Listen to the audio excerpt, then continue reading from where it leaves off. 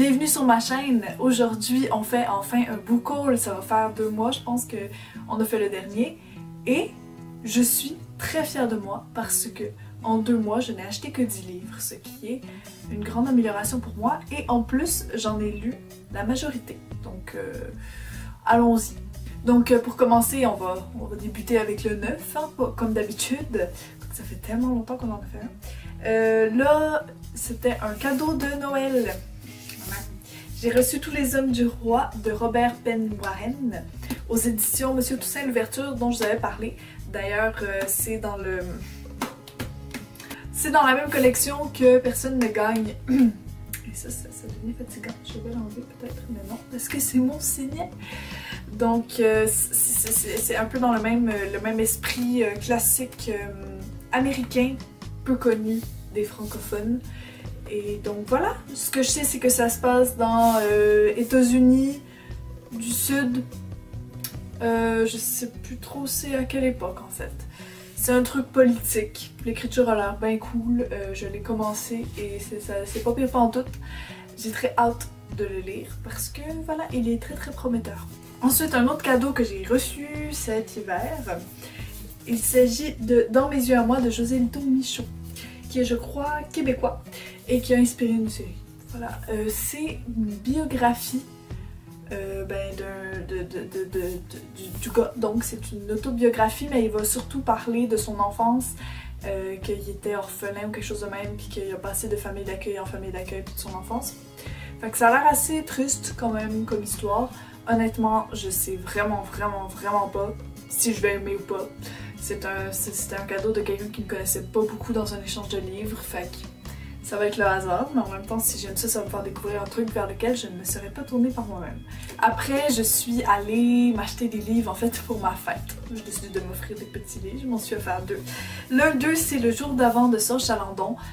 En fait, c'est Pico Books qui m'a donné très envie de le lire. On avait parlé dans son dernier update, avant-dernier en tout cas, je sais plus. Puis voilà, ça l'a donné très envie. Je l'ai acheté et je l'ai lu immédiatement.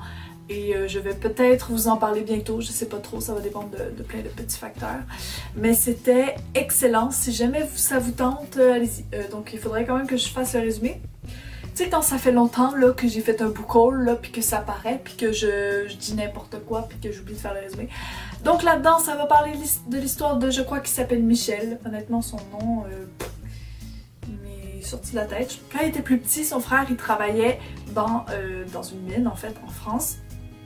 Et il y a eu un accident dans la mine, un coup de grisou, et ça l'a tué. Donc lui, des années plus tard, ça hante sa vie en fait, cet accident-là. Il est pris d'un terrible sentiment d'injustice, il a besoin de justice après ça, et il revient pour se venger. Donc voilà, c'est le résumé que je peux dire. Mais autant vous dire que ça ne va pas là où on s'attend à ce que ça est. Cette phrase n'était pas française, mais vous avez quand même compris. Et ensuite, je crois que si de tous les achats de ces 2 derniers mois, je ne devais n'en garder qu'un, ce serait celui-là, sans aucun doute. Même les livres que j'ai adorés, même eux. Parce que j'ai acheté Le nom du vent de Patrick Rothfuss. Et rien qu'à le dire, je suis folle de joie. Alors, mon histoire avec Le nom du vent, c'est une histoire d'amour. Je l'ai rencontré il y a peut-être 4 ans. Et je l'ai dévoré. Je me rappelle, c'était l'été. Et je l'ai lu d'un coup et c'est le seul livre que je peux affirmer que c'est mon préféré. Donc lui, c'est mon préféré de fantasy. Voilà.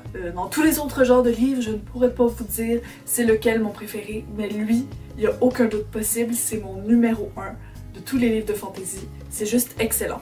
Pour vous résumer vite fait, c'est l'histoire de Quoth. Tout le monde dit son nom différemment, moi je dis Quoth, comme ça. Qui, au début du livre, est un espèce d'aubergiste. Voilà, c'est un aubergiste au début du livre et il va rencontrer un gars qui écrit les histoires des gens. Et ce gars-là vient le voir et lui dit raconte-moi son histoire. Et il se trouve que, Quoth, il a eu quand même eu une bonne histoire et il se fait surnommer le tueur de rois. Et voilà, c'est très mystérieux, on sait pas trop c'est quoi sa vie. Et donc il va se mettre à raconter toute sa vie. Et c'est tellement passionnant et je ne vais pas trop vous en parler maintenant. En fait, mon projet, c'est de le relire parce que bon, quand je l'avais eu moi à l'époque, c'était à la bibliothèque et depuis, je désespère de ne pas le posséder. À chaque fois que je vais dans une librairie que je vois, j'ai un petit sentiment, donc là, enfin je l'ai.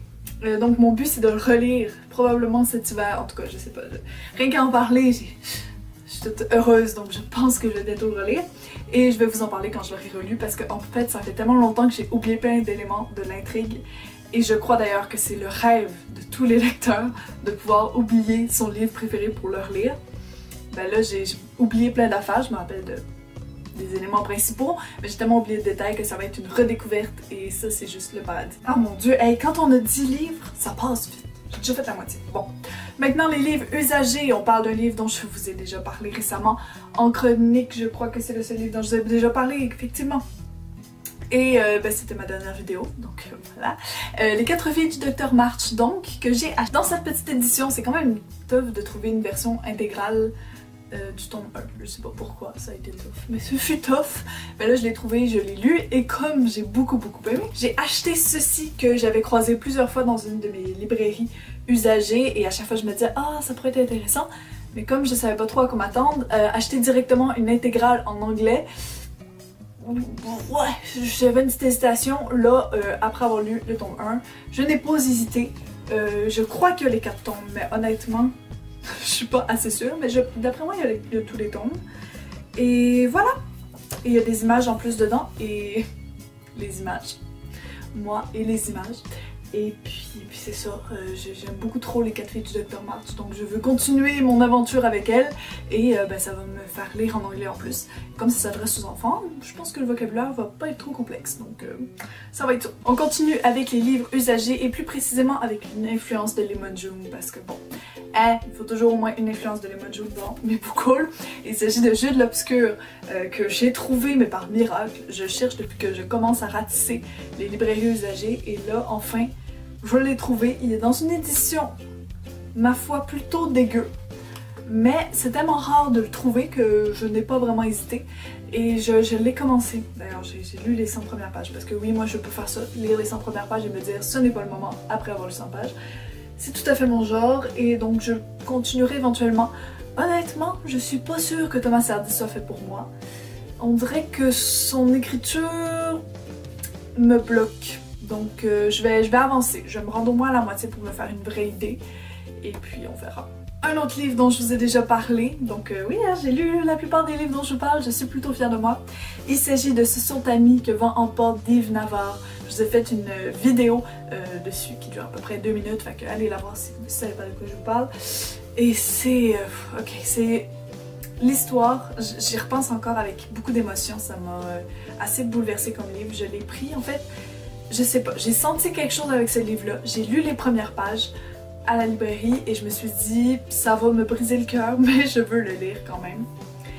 Et ça raconte l'histoire d'un couple homosexuel qui est atteint du sida pile à l'époque où le sida se répandait partout, que c'était la panique et qui savait pas trop comment réagir et donc voilà, donc on suit ce couple là dans les derniers instants d'un des deux qui est vraiment plus atteint que l'autre. Et l'autre qui sait qu'il va mourir après tout seul. Donc c'est vraiment, ouais, c'est vraiment pas facile. Ça va parler de mort, de maladie, d'homosexualité, mais aussi beaucoup d'amour. Ils ont une histoire magnifique et en même temps tellement vraie.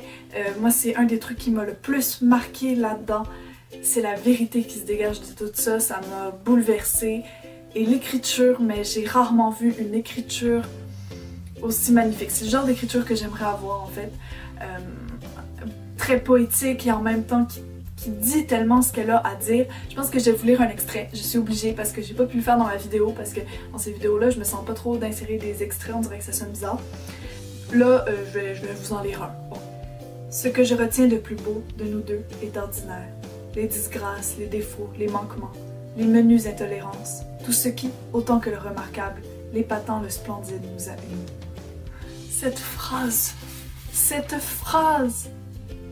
la vieillesse, nous l'eussions vécu infiniment. Toute création vraie est un suicide que personne ne regarde. Est-ce que ça vous fait pas, mais mourir à l'intérieur? Il y en reste seulement 2. Hey, ça va tellement vite, mon Dieu. Je suis devenue raisonnable, je sais pas si ça m'attriste ou pas. La perle de John Steinbeck, après avoir lu Des souris et des hommes, forcément j'ai eu envie de découvrir d'autres trucs de Steinbeck. Je compte éventuellement lire Les raisins de colère également. Mais là, la perle, bah déjà c'est petit. Et puis on me l'a conseillé, je sais plus qui.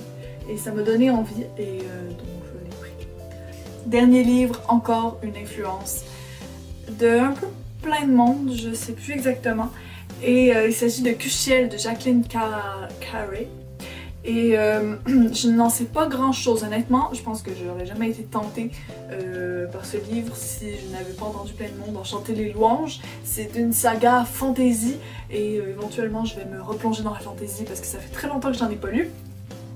Et donc ce que je sais c'est que ça raconte l'histoire de Phèdre. Déjà elle s'appelle Phèdre donc c'est pas trop pire. Est-ce qu'elle s'appelle Phèdre? J'espère que oui. Oui. Qui a une espèce de pouvoir bizarre qui fait que plutôt que de ressentir quand... Non, attends, c'est que quand elle est supposée avoir mal, en fait, elle éprouve du plaisir. Le plaisir dans la souffrance, voilà. Voilà, donc aucune idée d'où ça va aller. J'ai l'impression que c'est quand même assez complexe et profond, avec un univers bien décrit. J'ai lu les premières pages, encore une fois, comme dans beaucoup de livres. J'ai lu les premières pages pour me donner une idée, et ouais, ça va être assez complexe. Mais bon, j'ai l'habitude de lire de la fantasy, donc ça devrait aller. Et voilà. Est-ce que je dis on verra ou est-ce que vous êtes allés m'entendre? C'était le book haul, c'était rapide. On pourrait décrire ça comme ça, oui. Rapide, j'achète de moins en moins et je suis plutôt fière de moi parce que mon but... J'ai fait un petit peu la petite souris il y a un an, je me suis mise à acheter énormément de livres et maintenant je suis pognée avec une pile à lire de 82 livres très exactement. Oui, je veux descendre à beaucoup, je sais pas exactement le nombre, parce que ça commence à me stresser puis j'ai pas envie de stresser pour des livres, ce qui est supposé être un plaisir.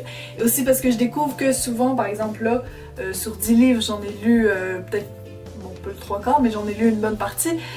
Quand j'achète un livre, j'ai envie de le lire tout de suite, donc je me dis si j'ai une dizaine de livres, j'ai avoir tout envie de les lire tout de suite. Donc c'est un peu mon idéal, donc on va continuer comme ça. Là, je ne sais pas si je me fixe des buts. Je préfère pas me fixer de but, mais on va diminuer, voilà. Et donc les book hauls vont continuer à être assez espacés, mais je vais continuer à les faire parce que j'adore les faire. Je pense que c'est une raison suffisante. Puis je sais que vous aimez bien ça en plus, fait qu'on a tout du fun ensemble. Je vous dis à bientôt, bye!